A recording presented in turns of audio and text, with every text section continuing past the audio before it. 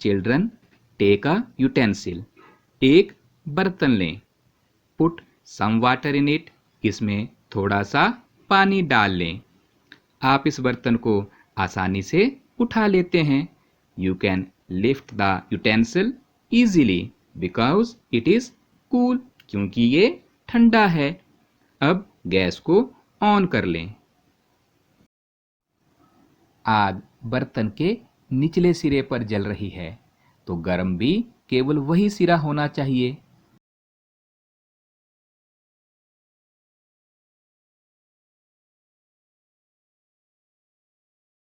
पर जैसे ही हम थोड़ी देर बाद दूसरे सिरे से बर्तन उठाने लगते हैं, अरे ये तो बहुत ज़्यादा गर्म हो गया है। It's so hot. It means heat flows from hotter flame to utensil, then hotter utensil to colder part of utensil। मतलब ऊष्मा यानी गर्मी ज्वाला से बर्तन की ओर, फिर बर्तन के गर्म सिरे से ठंडे सिरे की ओर चलती है। बर्तन को ज्वाला से हटा लेने पर ऊष्मा बर्तन से आसपास या हवा में चली जाती है और ये ठंडा हो जाता है। On removing utensil, it cools down because the heat transferred from utensil to surroundings. It is clear now that heat flows from hotter object to a colder object. अब हम ये जान गए हैं कि ऊष्मा गर्म वस्तु से ठंडी वस्तु की ओर चलती है। Let us understand more clearly how does heat flow. आइए और अच्छे से समझें कि ऊष्मा किस प्रकार स्थानांतरित होती है।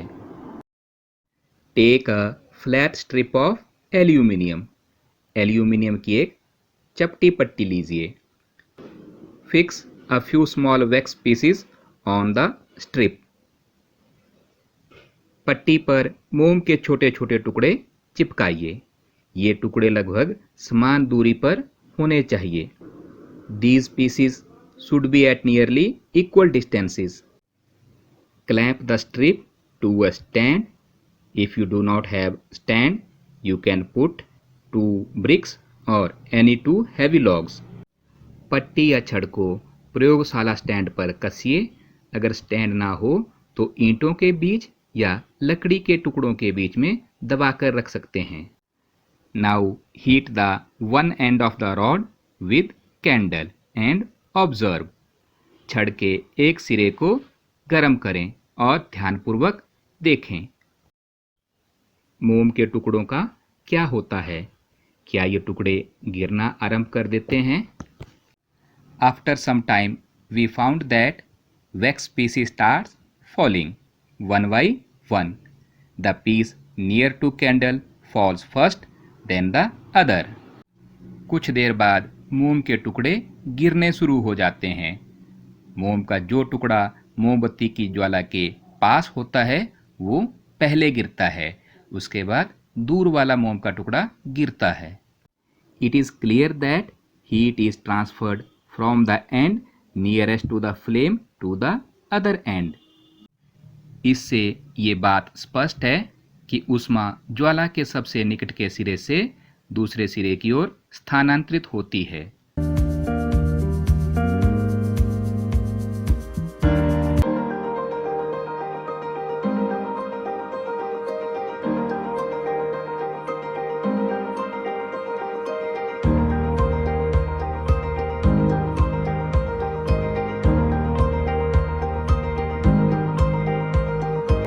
The process by which heat is transferred from the hotter end to the colder end of an object is known as conduction. In solid, generally heat is transferred by the process of conduction. वह प्रक्रम जिसमें ऊष्मा किसी वस्तु के गर्म सिरे से ठंडे सिरे की ओर स्थानांतरित होती है, चालन कहलाता है। ठोसों में ऊष्मा प्रायः चालन के प्रक्रम द्वारा ही स्थानांतरित होती है। एक गिलास में गर्म पानी डालें,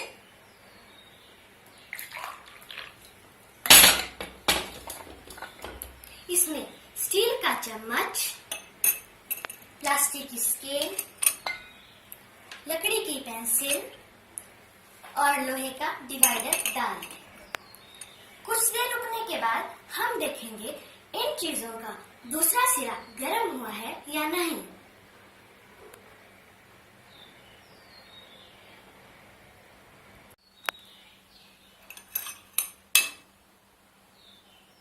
स्टील के चम्मच का दूसरा सिरा गर्म हो गया है।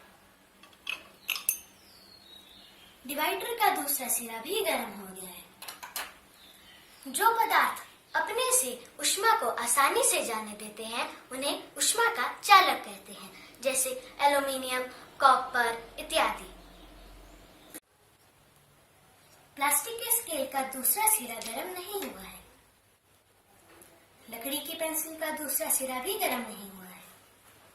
जो पदार्थ अपने से ऊष्मा को आसानी से जाने नहीं देते उन्हें ऊष्मा का कुचालक कहते हैं, जैसे लकड़ी तथा प्लास्टिक। कुचालकों को ऊष्मारोधी भी कहते हैं।